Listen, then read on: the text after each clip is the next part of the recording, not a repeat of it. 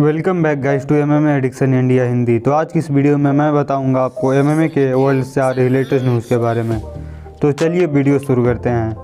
तो आज की पहली न्यूज़ आ रही है UFC 275 पेपर व्यू को लेकर जो 12 जून को होने वाला है। तो इस पेपर व्यू में booked Robert Whittaker versus Marvin Vettori की फ़ाइट को लेकर एक बैड न्यूज़ सामने आ रही है। तो वो न्यूज़ ये है कि रॉबर्ट विटकर को इस फाइट से बाहर होना पड़ा है, जिसके बारे में मार्विन विटोरी ने ट्वीट कर बताया, जिसमें मार्विन विटोरी ने कहा है कि शायद मैं ही इकलौता मिडिल वेट फाइटर हूं जिसने किसी भी फाइट से पुल आउट नहीं किया है। इसके बाद मार्विन विटोरी ने उसी ट्वीट में स्मैश ब्रदर्स यानी डैरेन टिल और खमलेश चिमायो को कॉल आउट करते हुए कहा कि मैं तुम दोनों से बैक टू बैक फाइट करूँगा, मैं मरने के लिए भी तैयार हूँ, बस तुम दोनों आ जाना। और जब ये न्यूज़ सामने आई तो उसके बाद रॉबर्ट विटकर ने ट्वीट कर अपने इस फाइट से बाहर होने का रीज़न बताया। उन्होंने बताया कि इस फाइट के ट्रेनिंग कैंप की स्टार्ट में वो इंजर्ड हो गए थे, उसके बावजूद भी उन्होंने अपनी तरफ से पूरी कोशिश की वो फाइट कर पाएँ। आगे उन्होंने बताया कि उनकी इस इंजरी को ठीक होने में थोड़ा और टाइम लगेगा, इसलिए वो इस फाइट से बाहर हुए हैं। तो अब ये देखना इंटरेस्टिंग होगा कि UFC इस फाइट को रिबुक करती है या मार्विन विटोरी के लिए एक नया अपोनेंट ढूंढती है।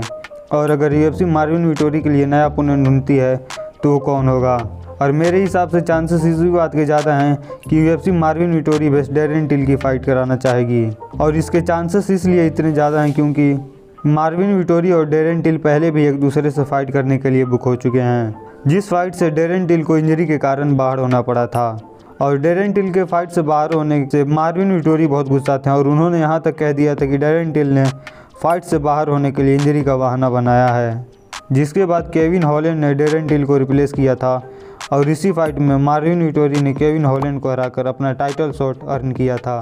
और डैरेन टिल को भी फाइट करे बहुत टाइम हो गया है और डैरेन टिल ने अपने पिछली फाइट कैंप में उन्हें जो इंजरी हुई थी वो भी मोस्ट लाइकली अब तक हील हो गई होगी।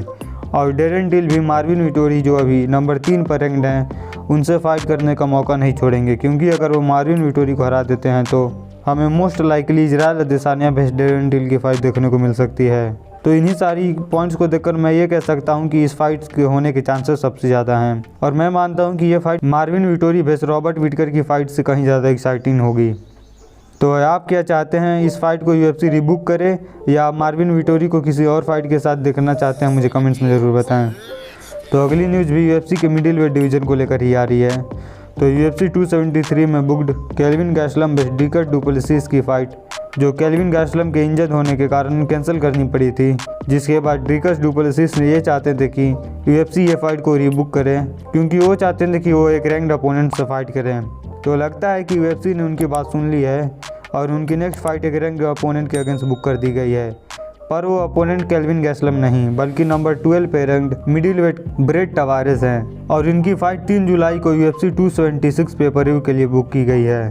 तो आज की लास्ट न्यूज़ आ रही है कॉनर मैग्रेगर को लेकर। तो चेल सनन ने कुछ दिनों पहले अपने एक वीडियो में बताया था कि UFC कमारू Usman versus Conor McGregor की फ़ाइट कराना चाहती है और इसीलिए UFC ने लियोन एडवर्ड्स को इस फाइट से बाहर होने के लिए फाइट पर्स और उनका विन बोनस ऑफर किया है, जो कि एक बहुत बड़ी न्यूज़ थी। तो ऐसे तो ज़्यादातर लोगों को ये पता है कि चेल सनन कभी कभी जब कोई न्यूज़ नहीं रहती तो खुद कुछ ना कुछ कह के हवा में न्यूज़ बना देते हैं, लेकिन इसके बावजूद बहुत से लोगों ने चेल सनन की इस बात पर यकीन कर लिया था, क्योंकि जब कॉनर मैग्रेगर की बात होती है तो उनके लिए UFC अपने रूल्स भी चेंज कर सकती है और उन्हें टाइटल शॉट दे सकती है, क्योंकि अभी भी वो MMA के सबसे बड़े सुपर स्टार हैं। और कमारू उस्मान भी कई बार कॉनर मैग्रेगर से फाइट करने की बात कर चुके हैं। तो अगर UFC कमारू को कॉनर के अगेंस्ट फाइट करने का ऑफर देती तो वो 100% इस फाइट के लिए हाँ ही कहेंगे। और इन्हीं सारी पॉइंट्स को देखते हुए बहुत लोगों ने चेल सनन की इस बात पर विश्वास कर लिया। पर जब ये रूमर्स ज़्यादा फैल गए तब लियोन एडवर्ड्स ने ट्वीट कर बताया कि ये सारे रूमर्स गलत थे। तो यही था आज का video guys. Thanks for watching the video and don't forget to like and share the video and subscribe to my channel.